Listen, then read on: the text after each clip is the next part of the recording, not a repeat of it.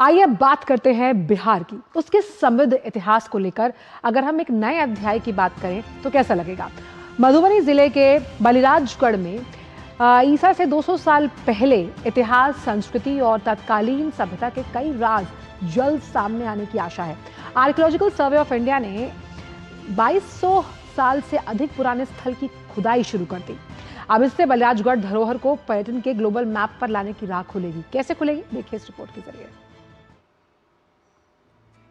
बिहार के मिथिला में करीब 3000 वर्ष पुराने शहर की खोज शुरू होने वाली है। इसके लिए मधुबनी जिले के बलिराजगढ़ में पुरातात्विक उत्खनन की शुरुआत हो गई है। बलिराजगढ़ एक ऐतिहासिक स्थल है। जिले के बाबूबरही प्रखंड में बलिराजगढ़ में एक प्राचीन किला है। इसे मिथिला की प्राचीन राजधानी माना जाता है।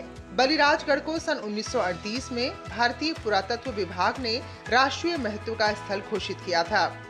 यहाँ एएसआई ईसा से 200 साल पूर्व के शुंग काल के अवशेषों की खोज कर रहा है। हमरा बात हुई छला हरिओम शरण जी सर, डीएम साहब सर, बहुत चीज इतिहास में लिखल छे। वो कहते रहे जो सामान यहाँ मिला है ऐसा लगता है कि ये विदेह काल का है।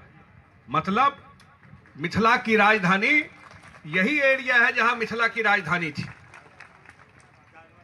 जो सामान मिला है वो इससे लगता है कि ये मिथिला की ही राजधानी थी। इसे मिथिला के राजा की राजधानी माना जाता है। लोक मान्यताओं के अनुसार यही उनका किला था। यहाँ के राजा अपनी दान वीरता के लिए प्रसिद्ध रहे। एएसआई ने इस स्थल को वर्ष 1938 में संरक्षित स्मारक घोषित किया था। साल 1962 से 2014 के बीच हुई खुदाई में शुंग कुषाण काल से लेकर पाल काल तक के अवशेष मिले हैं। यहाँ से northern black polished where terracotta मूर्तियाँ, तांबे के सिक्के, पत्थर के मनके और लोहे की वस्तुएं बरामद हुई हैं। विशेष रूप से पकी ईंटों से बनी विशाल सुरक्षात्मक दीवार और पक्की नालियों के अवशेष भी यहाँ नजर आ रहे हैं। ये वर्षों पुराने उन्नत शहरी नियोजन का संकेत देते हैं। तो कैसे ऐतिहासिक साक्ष्यों का प्रतीक है बलिराजगढ़, आइए आपको बताते हैं। क्योंकि बलिराजगढ़ जो है वो अब पर्यटन के मानचित्र का मान बढ़ाएगा। ऐसा माना जाता है कि मिथिला की प्राचीन राजधानी है ये, और साथ ही साथ किस तरह से 1938 में इसे राष्ट्रीय महत्व का स्थल घोषित किया गया। साथ ही यहाँ पर जो शुंग काल है उसके अवशेष भी जो हैं वो खोजे जा रहे हैं। इसी पर बात करने के लिए हमारे साथ पटना बिहार से ही मधुरेश जुड़ गए हैं। मधुरेश, चौंकाने वाला जो ये इतिहास है, ये कैसे बलिराजगढ़ को पर्यटन के मानचित्र पर एक अहम कह सकते हैं स्थान देगा, और साथ ही साथ अगर देखा जाए तो इतिहास कहीं ना कहीं आपके लिए आर्थिक धुरी साबित होगा इस सशक्तिकरण के साथ। देखिए आंचल, दो बातें हैं। पहली बात, बिहार का जो इतिहास है वो बेहद समृद्ध रहा है।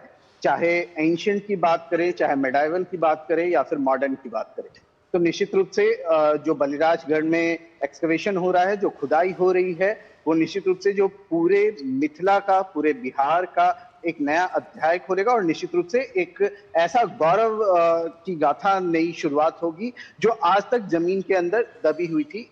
और दूसरी बात, जहां तक पर्यटन के लिहाज से बोला जाए तो 1938 से जो आर्कियोलॉजिकल सर्वे ऑफ इंडिया है उसने इस साइट को संरक्षित करके रखा हुआ था। लेकिन साइट सिर्फ संरक्षित थी, वहां पे खुदाई का काम नहीं हो रहा था, वहां पे कोई अदर स्टडीज नहीं किए जा रहे थे। लेकिन अब पॉलिटिकल विल के कारण और जो वहां के स्थानीय लोग हैं उनके खुद के बोलेंगे तो उनके खुद के पहल के कारण ये जो खुदाई है अब ये शुरू हुई है। और अब वहां पे जो स्टडीज है वो भी किया जाएगा। और निश्चित रूप से पूरे मिथिला को लेकर के जो खास करके केंद्र सरकार है वो काफी गंभीर है, और यही कारण है कि पुनौरा धाम, जो कि माता सीता का जन्म स्थल कहा जाता है, वहां पे कॉरिडोर बनाया जा रहा है। जी मधुरेश, इसलिए कहते भी हैं कि चलो दो बातें कर ले, क्योंकि कोई पुराना शहर आपसे मिलने आया। बहुत बहुत शुक्रिया आपका मधुरेश, समय कम है हमारे पास इन तमाम जानकारियों को हमसे साझा करने के लिए। तो आज वंदे भारत में इतना ही। अगले हफ्ते भी मुलाकात होगी आपसे कुछ और नई विकासात्मक खबरों के साथ जो कि राज्यों से जुड़ी हुई हैं।